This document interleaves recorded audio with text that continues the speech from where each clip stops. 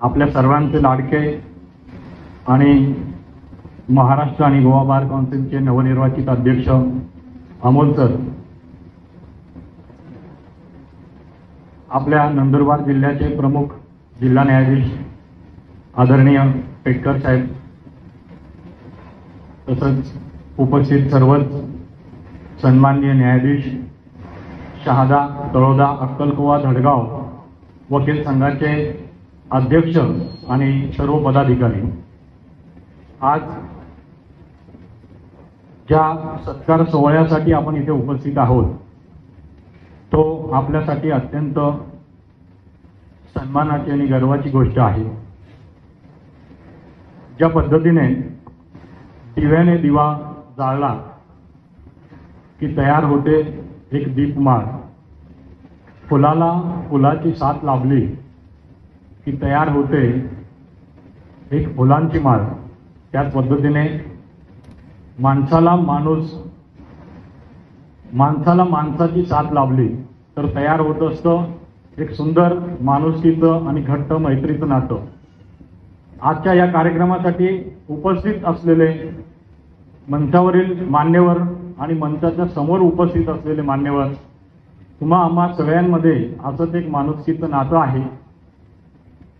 आपल्यातलं हे माणुसकीचं नातं अधिक फुलावं, वृद्धिंगत व्हावं आणि म्हणूनच ज्या वेळेला आपल्यातला आपला माणूस एखादं विशेष कर्तृत्व गाजवतो, यश संपादन करतो, एखाद्या उच्च पदावरती विराजमान होतो, त्यावेळेला त्याचा यथोचित सत्कार करणं, सन्मान करणं, बहुमान करणं हे क्रमपात्र आहेच।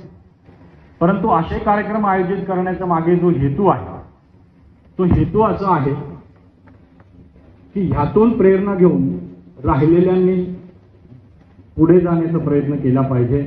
आणि मला खात्रीने असं वाटतं की आजचा जो कार्यक्रम आहे त्याचा हेतू हाच आहे की अमोल सरांकडून प्रेरणा घेऊन आपण सगळ्यांनी अशी उंच भरारी घेतली पाहिजे।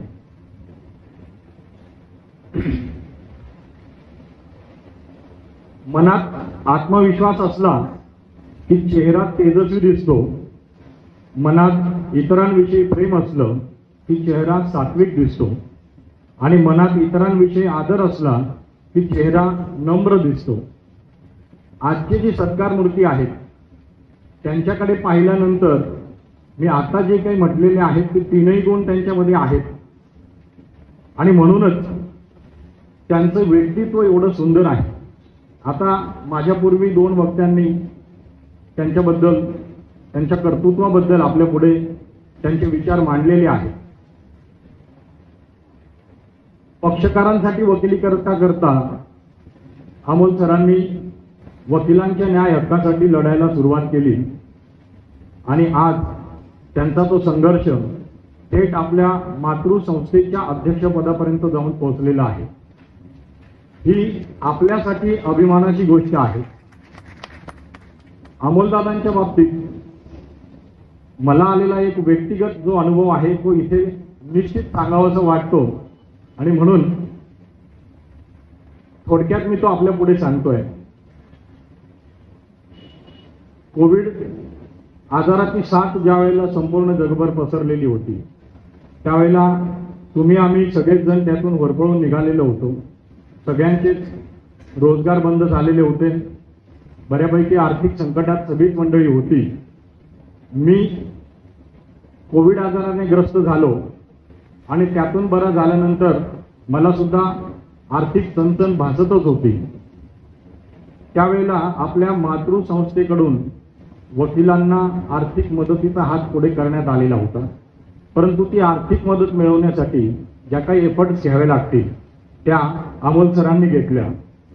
माझ्याबरोबर आपल्या वकील संघाचे अध्यक्ष सन्माननीय गिरासे साहेब सुद्धा कोविड आजाराने ग्रस्त झालेले होते आणि योगायोगाने आमचा दोन्हींचा धनादेश घेऊन अमोल सर धुळ्याला आले। तसे अमोल सर, मी मगाशी म्हटलं की ते सात्विक आहेत, धार्मिक सुद्धा आहेत आणि मारुतीरायाचे ते भक्त आहेत। त्या दिवशी शनिवार होता।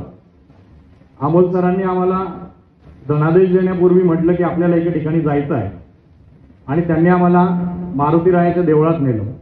तिथे गेल्यावरती आम्ही मारुतीरायाला साकडं घातलं की भगवंता, हे मानवजातीवर आलेलं जे संकट आहे हे लवकर त्याचं निवारण करा. आणि त्यानंतर